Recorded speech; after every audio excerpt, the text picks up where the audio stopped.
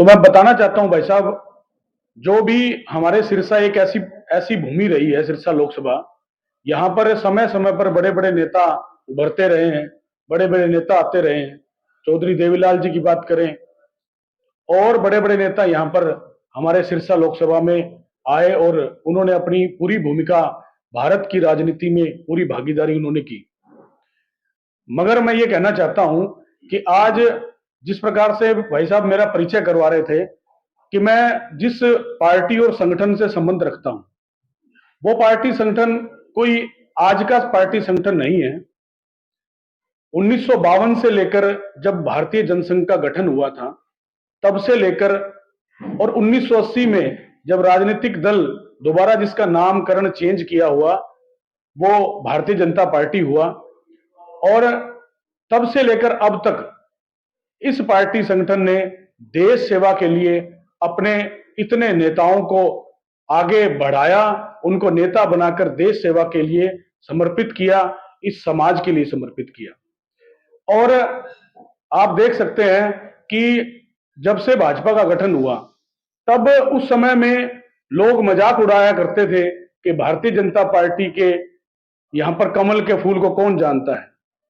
और हमारे तो गामोली क्षेत्र है, बागड़ी क्षेत्र है, तो वहां बागड़ी में बोला करते थे फूल अड़ा है, फूल अड़ा आ गया है, वे 2 मिनट भाषण दे के जाओगे, चला जाओगा। तो मैं आप लोगों को सबको ज्ञात ही है कि जब हमारे 2 सांसद हुआ करते थे, तो माननीय अटल जी ने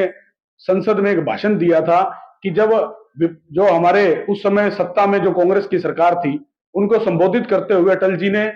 अपना भाषण दिया था। बड़ा ऐतिहासिक भाषण था कि आज जो लोग हमारी पार्टी के ऊपर हंस रहे हैं, जो हमारे संगठन पे हंस रहे हैं, एक दिन ऐसा आएगा जब पूरे देश की जनता उन पे हंसेगी। आज हमारे 2 सांसद है, तो एक ना एक दिन यहाँ पर हमारा पूर्ण बहुमत की सरकार होगी और विपक्ष के लोग आंसू रोएंगे। अपने जो पूरी भारत की जनता है, वो उनके सामने उन्होंने विजन उस समय में अटल बिहारी वाजपेयी जी ने रखा था। जिस प्रकार से भारतीय जनता पार्टी निरंतर बढ़ती आई, मैं उस बात का जिक्र करना चाहता हूं कि भारतीय जनता पार्टी एक ऐसी पार्टी है जिनके अंदर पूरी निष्ठा के साथ और पूरी समर्पण के साथ पार्टी के कार्यकर्ता और नेता काम करते हैं। उन्होंने अपना पूरा जीवन लगा रखा है और एक कैडर बेस्ड पार्टी है, जो कि और किसी पार्टी और कोई पार्टी आपको देखने को नहीं मिलेगी। अगर कैडर बेस्ड पार्टी है तो इसके कारण ही आज भारतीय जनता पार्टी हमारे हरियाणा की नहीं, पूरे देश की नहीं, पूरी दुनिया की सबसे बड़ी राजनीतिक पार्टी है, पूरी दुनिया का सबसे बड़ा राजनीतिक दल है, जिसके 18 करोड़ सदस्य हैं जो अब तक भारतीय जनता पार्टी के बन चुके हैं। इन 18 करोड़ सदस्यों के साथ हमारी भारतीय जनता पार्टी पूरी दुनिया की सबसे बड़ी राजनीतिक पार्टी है। तो राजनीतिक पार्टी होने के नाते हमारा जो विजन है वो बिल्कुल क्लियर कट है। हमारा कोई भी इसमें वो कहते हैं आर्टिफिशियल कुछ नहीं है, सब कुछ सामने है, सब डिक्लेयर्ड है। चाहे वो हमारा राम मंदिर का मुद्दा हो, चाहे हमारी धारा 370 का मुद्दा हो, चाहे वो किसी भी तरह का मुद्दा, जो बड़े बड़े मुद्दे हमारे देश से जुड़े हुए थे, हमारी जो सामरिक ताकत है उससे जुड़े हुए थे, वो सब मुद्दे हमारे आज से नहीं है, वो जनसंघ के समय से, भारतीय जनता पार्टी के गठन के समय से ही वो मुद्दे बिल्कुल क्लियर कट है। हमने कभी भी उन मुद्दों के साथ कभी समझौता नहीं किया। लोग बातें करते थे कि रामलला हम आएंगे, मंदिर वही बनाएंगे, मगर तारीख नहीं बताएंगे, मगर उस बात को गलत साबित किया। और आज आप लोग देख सकते हैं 22 जनवरी को हमारे परम आराध्य, इस भारत के सबसे बड़े आराध्य देव भगवान श्री राम जी का भव्य मंदिर, जो 22 जनवरी को जिसका शिलान्यास अपने उद्घाटन हो चुका है, वो आप सब लोगों के सामने है। और पूरा भारत ही नहीं, पूरे देश, पूरे विश्व के अंदर इस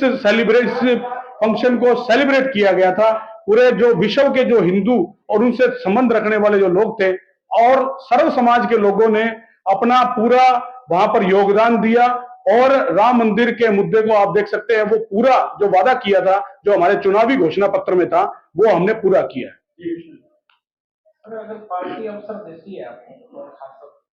काम करने का अवसर यदि मिलता है, तो इसका लोकसभा के लिए किस प्रकार की प्राथमिकताएं रहेंगी?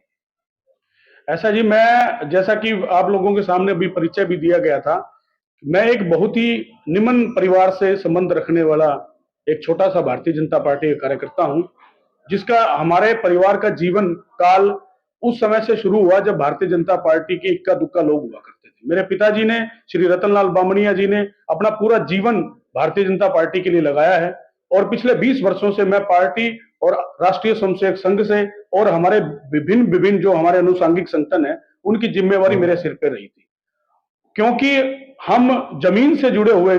हम कार्यकर्ता हैं, इसलिए हमें हमारी सिरसा लोकसभा क्षेत्र के बारे में भली भांति हमें पता है कि हम इसके बारे में जो जमीन से जुड़े हुए जो समाज की पंक्ति में खड़े अंतिम व्यक्ति तक की जो जरूरतें हैं, जो जरूरतमंद लोगों की जो जरूरतें हैं, उसको हम भली भांति मैं जानता हूं और इस कारण से हमें जो हम उनका भला कर सकते हैं, उनके बारे में जो बात हमारे सदन के अंदर रख सकते हैं या हमारे केंद्रीय नेतृत्व के सामने रख सकते हैं, वो मुझे लगता है कि कोई नहीं रख सकता, क्योंकि जमीन से जुड़ा व्यक्ति ही समझ सकता है कि एक गरीब परिवार के व्यक्ति को किस चीज की जरूरत है, हमारे शहर के लोगों को किस चीज की जरूरतें हैं, हमारे फतेहाबाद जिला में जो पुरानी जो हमारी मांग है वो उनकी क्या क्या मांगे हैं, वो जमीन से जुड़ा व्यक्ति ही वो उसको बता सकता है और उसके ऊपर काम कर सकता है। मेरी प्राथमिकता ये रहेगी कि सबसे ज्यादा जो हमारा जो भारत देश जो युवा देश के बारे में जो पूरी दुनिया जानती है, युवाओं के बारे में, क्योंकि मैं युवा मोर्चा का जिला अध्यक्ष भी रहा हूं और युवाओं को लेकर मैं बड़ा संवेदनशील रहता हूं कि हमारे युवा लोग हैं वो नशे की गर्त में ना जाएं, नशे से बचें और उनके लिए भी हम बड़े पैमाने पे हमारी अब भी मनोहर सरकार है, चाहे वो केंद्र की सरकार है, वो बड़े बड़े कदम उठा रही है नशे को रोकने के लिए, लॉ एंड ऑर्डर को बिल्कुल अच्छे तरीके से उसको जमीन पर उतारने का काम कर रही है। युवाओं को मैं आगे रखकर उनको उनको रोजगार मिले, उनके घर में किसी प्रकार की दिक्कत ना हो और वहां पर उन युवाओं को तरजीह देना चाहता हूं और इसके अलावा